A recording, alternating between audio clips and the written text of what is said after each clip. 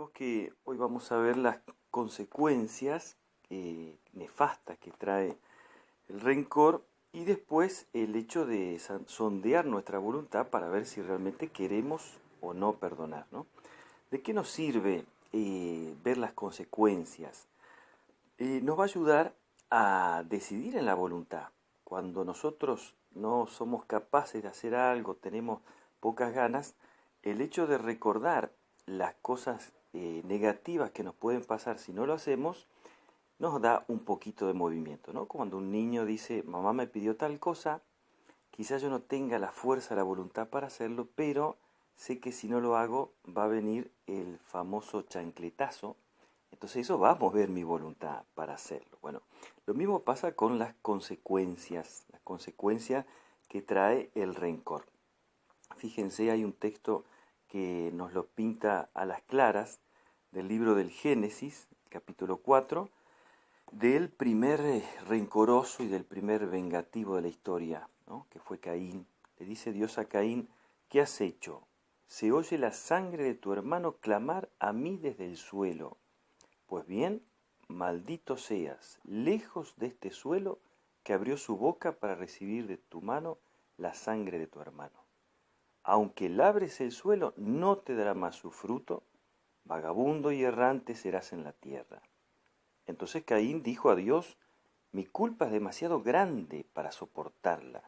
Hoy me rechazas de este suelo y he de esconderme de tu presencia, convertido en vagabundo, errante por la tierra, y cualquiera que me encuentre me matará. Fíjense entonces las consecuencias gravísimas que trajo este acto de rencor y de venganza, ¿no? Consecuencias, en primer lugar, psicológicas, ¿no? La obsesión con lo que me pasó, con la persona que me causó ese daño, ¿no? La vergüenza también, la vergüenza de haber padecido esto y qué pasaría si se enteran, y cada vez voy recordando una y otra vez lo que me pasó y eso acrecienta la vergüenza. El sentido de frustración también, ¿no? Cada vez que yo tengo ese ataque de ira y que me doy cuenta que me gocé del mal de la otra persona y después me siento tan mal y tan frustrado, ¿no? Y muchos también dicen que la depresión y la ansiedad tienen mucho que ver con estos rencores guardados, ¿no? Consecuencias también en nuestro comportamiento, ¿no? Una persona que guarda el rencor de a poquito se va a hacer más aislada, más solitaria. Por eso fíjense la sabiduría de San Juan Bosco, celebramos ayer, que él le decía a los religiosos que pasearan en el recreo, que miraran a los chicos, que estuvieran jugando con ellos y que se detuvieran sobre todo en aquellos que se separaban del grupo, ¿no? Aquellos que se sentaban aparte, que buscaban un lugar solitario y ahí se iba el superior y les preguntaba qué les pasaba, porque justamente pasa esto, el rencor nos va haciendo como solitarios, nos va aislando de los demás, ¿no? En el comportamiento también va a sembrar la desunión, ¿no? Va a sembrar el desamor entre las personas. ¿Cuántas familias que están divididas por el rencor, ¿no? En el trabajo también muchas veces, o la pérdida del trabajo incluso, o la pérdida por lo menos de eficacia en el trabajo, cuando está ese malestar en el lugar donde tenemos que trabajar, ¿no? Incluso consecuencias físicas también. Se ha estudiado que la relación con las adicciones tiene mucho que ver con el rencor, ¿no? Personas que desgraciadamente han empezado el camino del alcoholismo, de la droga, tienen mucho rencor guardado, ¿no?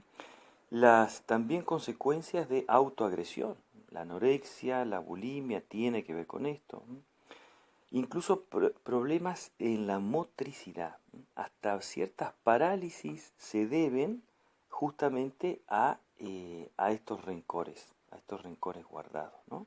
Se cuenta de un caso de una persona que tenía artritis reumatoidea y que cuando espiritualmente empezó a hacer este camino del perdón, inmediatamente se le frenó esa degeneración de los huesos y tuvo mucha más movilidad, ¿no? Y ni qué hablar de las consecuencias espirituales, ¿no? Porque el rencor ciega la razón, no nos permite ver claro, y si la razón está cegada no permite ni siquiera escuchar a Dios, ni ver la mano de Dios, ¿no? Nos hacemos, desgraciadamente, nuestra propia medida frente a Dios. El Señor dijo, con la vara con que midan, serán medidos. Entonces, yo que falto a la misericordia negándole el perdón a mi hermano, también tengo que aceptar eso de Dios, ¿no?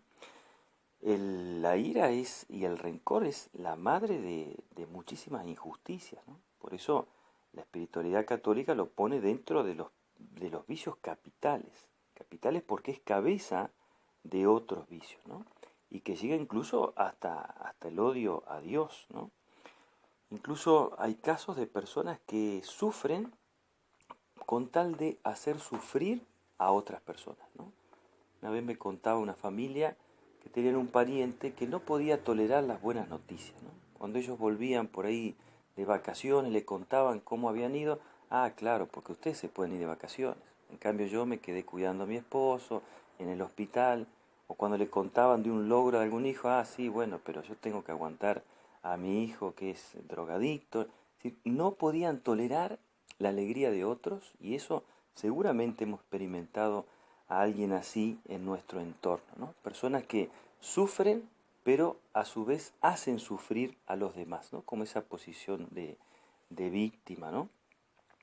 Y lo que tenemos que sondear es nuestra voluntad, si realmente queremos perdonar, ¿no? Recuerden eso que decía Santa Teresa cuando le preguntan qué hacía falta para llegar a la santidad.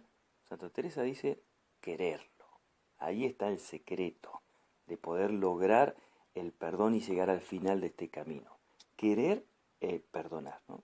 Fíjense que en el Padre Nuestro, cuando tanto las peticiones, perdona nuestras ofensas, como también nosotros perdonamos, es la única petición que el Señor la explicita, la explica, dice, porque si ustedes no perdonan a sus hermanos, tampoco Dios los va a perdonar, ¿no? Por lo tanto, es algo que es importantísimo en nuestra vida, ¿no? Y chequear si soy capaz de sacrificar ese pequeño gusto amargo, pero gusto al fin, esa pequeña sed de venganza o gran sed de venganza, si soy capaz de sacrificarla con tal de llegar al perdón.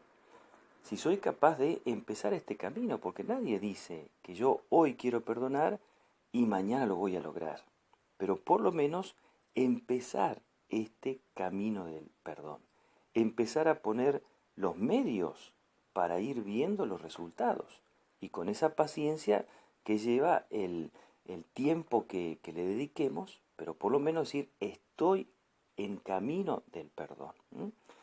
Incluso podemos preguntarnos, ¿pero realmente se puede? ¿El corazón humano puede llegar a este acto heroico? Y ciertamente que se puede. Ciertamente tenemos una cantidad de ejemplos en la vida de los santos, incluso ejemplos lo tendremos en nuestra vida también, de almas que han llegado a perdonar ofensas tremendas. No quita que no sea costoso, que no sea doloroso, que no sea arduo, pero el sabor de esa libertad interior que deja el haber perdonado de corazón es algo que no se compara a nada, ¿no? Piensen en los mártires, una de las cosas que se estudia cuando se ve la causa de beatificación o canonización de un mártir, es si realmente murió perdonando a sus enemigos, ¿no?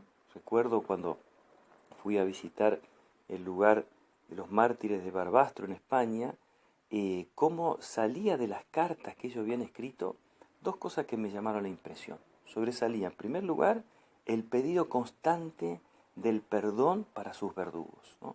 La salvación, la conversión para sus verdugos. Y otro, el gozo con el cual iban a la muerte y al martirio, ¿no? Por lo tanto, ahí está, nos están dando a las claras que realmente se puede perdonar, se puede perdonar. Pero claro, si nosotros lo miramos de un aspecto solamente humano, es una tarea irrealizable. Pero no nos olvidemos que está la gracia. Para toda obra buena está la gracia.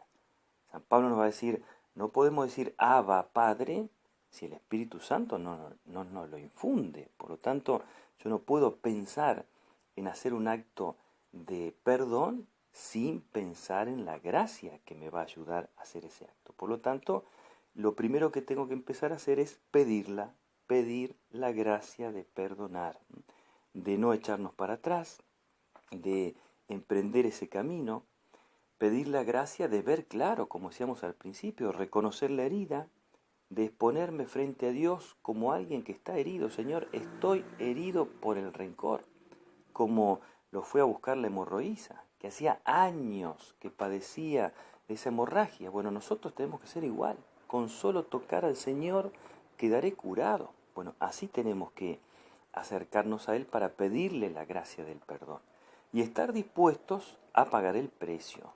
Porque el Señor, cuando nos da la gracia, nos va a dar un aliento en el alma, nos va a hacer ese último esfuercito que nos cuesta para dar el paso, pero no nos va a quitar el dolor de perdonar, ¿no?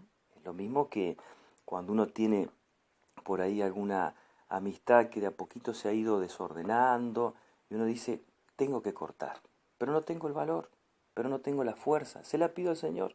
Señor, hace que pase algo para que yo no pueda verme más con esta persona, porque no tengo la voluntad para hacerlo. Y el Señor va a dar la gracia para hacer ese corte, pero no va a quitar el dolor que me produzca ese corte, ¿no? El dolor del corazón, una especie de cicatriz en el corazón. Tengo que cortar definitivamente mi relación con esta persona que puede haber sido muy buena, pero se desvió un poco, ese amor se hizo desordenado. Entonces, ¿el Señor me dio la gracia? Sí, pero yo pago también el precio de mi sacrificio voluntario. Por eso hay muchos que ni siquiera piden la gracia porque saben que algún día van a tener que ceder y van a tener que pisotear ese orgullo y decir, te perdono. Hoy nos vamos a encomendar a María Santísima al pie de la cruz, ella que nos da ejemplo con su Hijo muerto en la cruz de ese perdón a todos los que causaron ese daño, y en esos estamos incluidos nosotros, que ella nos enseñe entonces a caminar por este camino del perdón.